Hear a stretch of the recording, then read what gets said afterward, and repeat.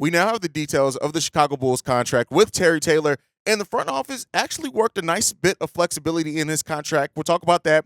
Plus, Danny Ainge has come out and said that the Bulls were close or in talks with the Celtics to trade Jimmy Butler for the picks that would have become Jason Tatum and Jaylen Brown.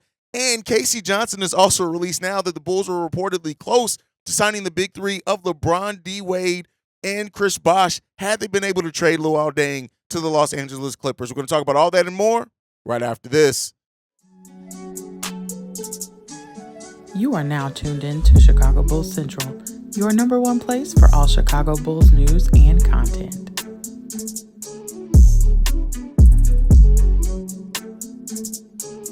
What's going on, Bulls fans? Welcome to another episode of Chicago Bulls Central, your number one spot for everything Chicago Bulls related. I'm the host here, Haize. You guys can follow me right off the top at CEO Haize. But more importantly, you can follow the channel at Bulls Central Pod on every social media platform we happen to be on. With that being said, let's go ahead and get into the content for today. So first up, Terry Taylor's contract has now been released. It is a $1.5 million contract, but the structure of it is what makes it interesting. It's only $350,000 that is fully guaranteed on opening night, with the other $700,000 of that will not become guaranteed until December 15th. What that also means is that the Bulls will have until January 10th before the full contract is locked in completely. So what that means is that the Bulls have basically three different layers of protection if they need to get out of this contract, right? They can avoid paying him the $700,000 of it if they do decide to waive him and open that roster spot up by December 15th.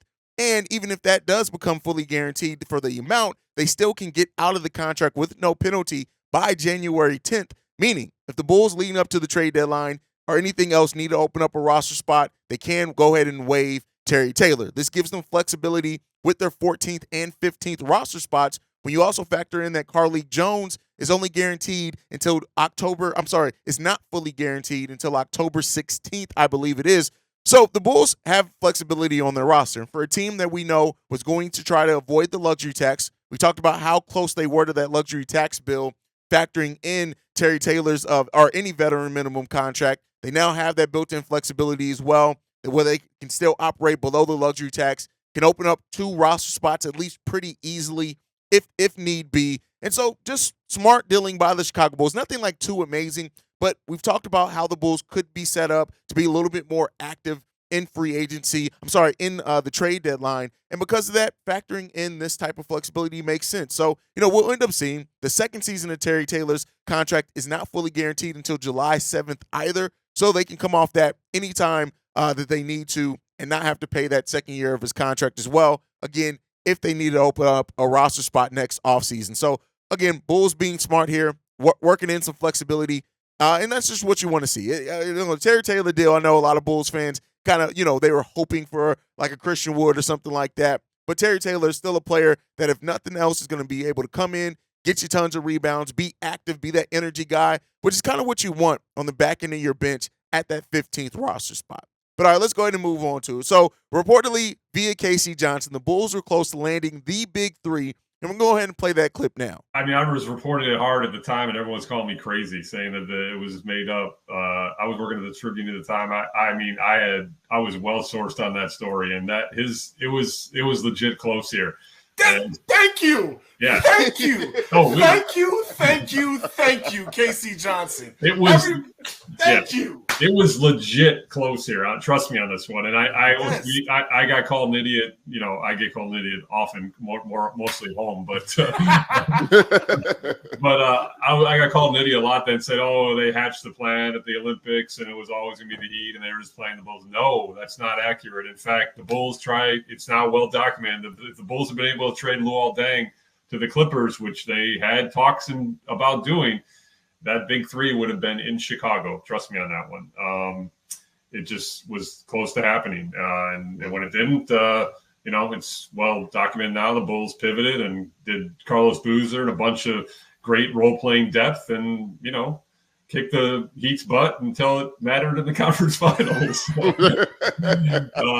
So that was KC Johnson over on the Bulls Talk podcast. Shout out to him, Jason Goff, Tony Gill. Shout out to all those guys. But, here's the thing, right? While I don't deny or fight back against the knowledge that KC Johnson has on the situation, it kind of conflicts. Just not too long ago, we heard that Dwayne Wade said that him and LeBron ultimately decided not to play with D Rose, right? And then, we've also heard, if you look around that time, Dwayne Wade came out around that free agency time, was like, well, my favorite player, talking about Michael Jordan, all I know is that he's no longer with the organization, like kind of talking down on signing with the Chicago Bulls. This is one of those things where I have no doubt that the Bulls would have pursued all the big three had they been able to move off Luol Deng's contract, right? I still doubt how much that ability that it is and that they would have signed here, right? I don't trust, like, everything that I've seen. Even when Dwayne Wade did come to the Chicago Bulls, it was more as a consolation prize. We've seen how much he did not want to leave. Pat Riley ends up going back there, right? So I don't know. Like, I know this sends, like, especially around this time of year and the frustration that we have, rightfully so, with this front office. A lot of Bulls fans hear this and like, oh, here we go. Another time. This is another thing that the Bulls could have done. Guard packs, all this. Like, I'll say this, that the Bulls put themselves in a great position that offseason. And I fully do believe, as we've seen evident, if LeBron James, Dwayne Wade, and Chris Bosh was talking to the Chicago Bulls and said, we're willing to come there, the Bulls would have found a trade partner for Luol Deng.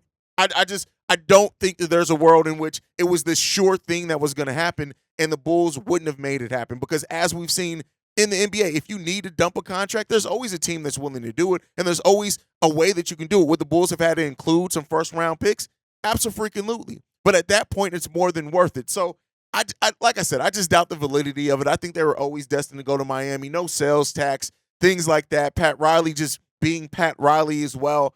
I don't know. Like, yeah, it's nice to play woulda, coulda, shoulda. It's nice to think, hey, the Bulls were this close to having a team that would have absolutely got them more titles and things like that, especially when you talk about pairing them with D Rose and stuff like that. But I guess just for me, the woulda, coulda, shoulda is cool and all. It's a nice thought to have what could have been had the Bulls did sign them, added, Joakim Noah and Derrick Rose to that big three. Man, that theoretically on paper should have been a team that would have won titles for 8 years in a row. But, ultimately, I don't know, man. I don't stick on it too much. It is what it is. It didn't happen. I don't like staying in a place of, oh, well, if I just don't like being in that. Maybe it's a little bit of my trauma protecting myself in that area. But, let me know what you guys think on that one. But then after the same day as this, we get a clip of Danny Ainge talking about a trade that almost would have sent the picks that would have become Jason Tatum and Jaylen Brown to the Chicago Bulls. Let's go ahead and play that clip now.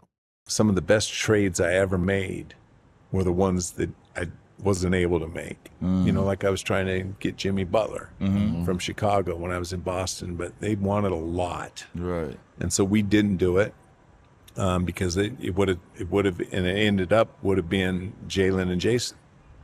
Oh, wow. Both those draft picks. Oh, that wow. we got Jaylen and Jason with. So right. that was one that, like, I loved Jimmy and was trying to get him. Could have drafted Jimmy late. I liked him even then, but like now he'd be proven that how good of a player he was. And yeah, that was probably one.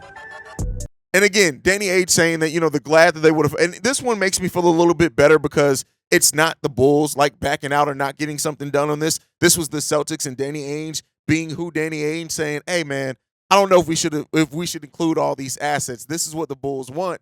And then look, they go out and they get Jason Tatum. They get Jaylen Brown. That's what those picks would have become. And, it is what it is there. Again, another woulda, coulda, shoulda. And ultimately, here's what I say with that, too. Had the team done that, I still don't think there is no guarantee that GarPax would have been able to build a team around Jason Tatum and Jaylen Brown. I just don't believe it personally, right? I could absolutely be wrong on that. But I don't look at that front off. Like, if anything, that would have just extended the time that we had GarPax in power. That would have given them easily another 6 to 8 years of running the Chicago Bulls. And I know a lot of Bulls fans are going to say, well, the stuff with AK hasn't been much better, so at least we would have had those young players. And, hey, granted, I give you that. But then when you look at, like, how the salary cap rose, right, and look at Jaylen Brown's contract and the contract that Jason Tatum is about to sign, there's not to say that Jim wouldn't or Jerry Reinsdorf wouldn't have found a way to at least sign one of those guys who would have signed off on it. But that's a team that at that point with those type of contracts, you absolutely have to pay the luxury tax to be able to flesh out a full team. And we know that probably still wouldn't have happened with Jerry Reinsdorf. So, again, another woulda, coulda, shoulda. It's a fun conversation to have and see how that would have changed the destiny of the Chicago Bulls. But I don't think that – I just don't trust that front office, which I do think would have stayed in power, would have still been able to do much with it. Now, could be wrong. I mean, they did build a hell of a team around Derrick Rose once he got to that level and once they made their move in that free agency. So maybe they could have done it again. But just looking at how disconnected Jim Paxson and Gar Forman were from like what the modern NBA was becoming at that time, I don't know, man. I still don't think. And then like who would have been the coach, right? Fred Hoiberg, Jim Boylan. Like I don't know, man. I just I have my thoughts on it. Like I said, I don't like staying in the woulda, coulda, shoulda a lot with these basketball topics and scenarios. But hey, I guess when it all comes down to it, you want to give yourself the most opportunities and put yourself in the best place. And if they would have gotten that type of load back from Jimmy Butler, but who's to say that with how Gar Forman and John Paxson drafted, if they would have even taken Jason Tatum and Jaylen Brown, right? We could still be looking at them taking the wrong players and us still being exactly where we are. Because keep in mind, it wasn't that they were trading those players for Jimmy Butler. They were trading the picks that became those players for Jimmy Butler. And I think that when you put those picks in Gar Forman's hands, I don't know if anything better comes from that. I just don't know that. I don't know that at all. But you guys can let me know what you think on that. Now, before we go, last topic for today, we have predictions, bold predictions for Chicago Bulls players. This one comes from Zach Buckley, who wrote this article. And I want to talk about a little bit about the predictions here. So the first prediction that he had was that Nikola Vucevic post a 2010 stat line in the 2023-24 season. And so considering Nikola Vucevic turns 33 right around the start of the season, he hasn't had that type of output with the Chicago Bulls. Yes, he was 18-11. So turning that into 20-10 doesn't sound too far-fetched, right?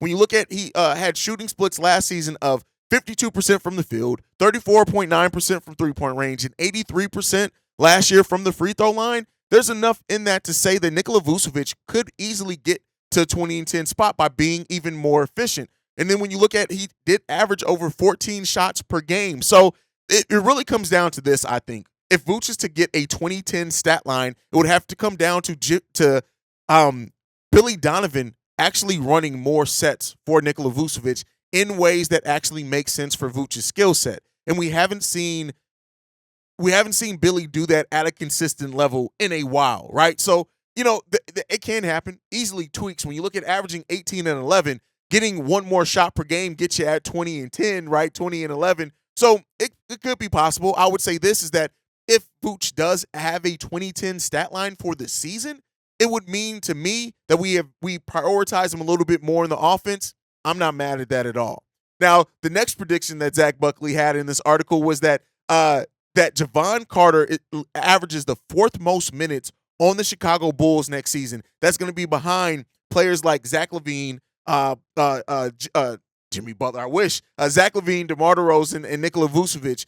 Being 27 years old, the fact that his three-point shooting and point-of-attack defense is going to be needed, it really comes down to this. I don't think that that's too far-fetched of a prediction at all. I think that's pretty easy to get to, but it depends on how much do they play Kobe White and Ayo Dosunmu, right? How much do they play for that? Considering Kobe White and Javon Carter probably heading into training camp in a position battle over that starting point guard position, I look at Javon Carter and I say this: his on-ball defense, his offense off the ball are really going to be what determine how many minutes he plays, because I do think he's going to get tons of minutes. I think 28, 29 minutes for sure. But if you're talking about averaging the fourth most minutes on the team, that would mean that they play him. And if they can play him, and how much do they play him and Kobe together, right, to kind of maximize that? So there's a potential for that. I don't think that's too far-fetched of a prediction either. I just think that knowing how Billy Donovan runs his teams is I do think Alex Caruso is going to get tons and tons and tons of minutes.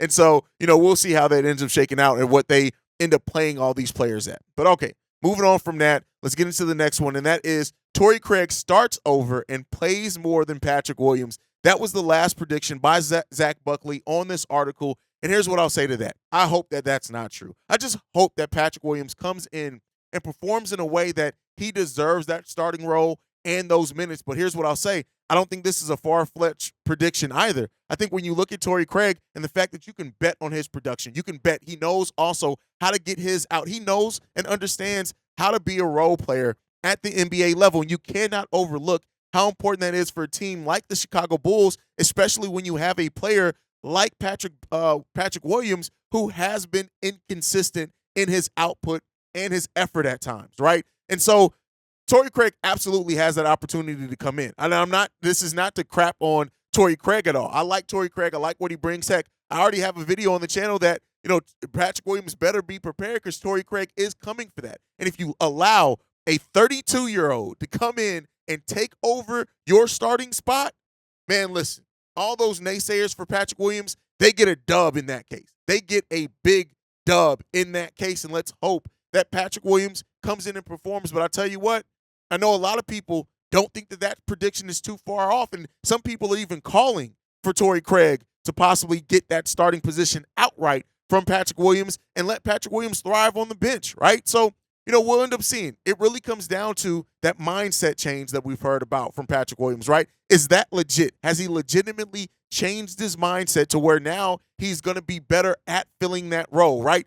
Again, Patrick Williams is not going to all of a sudden turn into this 15 shot per game guy. It's not going to happen. Not on this version of the team, but he can still be a highly effective player by finding ways to go out and get his, not passing up on so many open shot opportunities, following his shots, getting active. Those are the type of things that Patrick Williams can carve out a role for himself. But I tell you what, Torrey Craig is right there already understanding how to do those things, and Patrick Williams got to be prepared. But let me know what you guys think on those bold predictions from Zach Buckley down below. That's my time for today. Make sure you guys are following the channel at Bull Central Pod. You can send us any feedback, questions, comments, concerns, bullcentralpod@gmail.com. Lastly, if you want to leave a text message and our voicemail for the mailbag episode Saturday and Sunday, the number to do so, 773-270-2799. We are the #1 spot for everything Chicago Bulls related because of you guys. We've been doing it for 2 years, and like I like to end every episode on, go Bulls. Love you guys. See red if you can, y'all. Peace. This has been a presentation of the Break Media.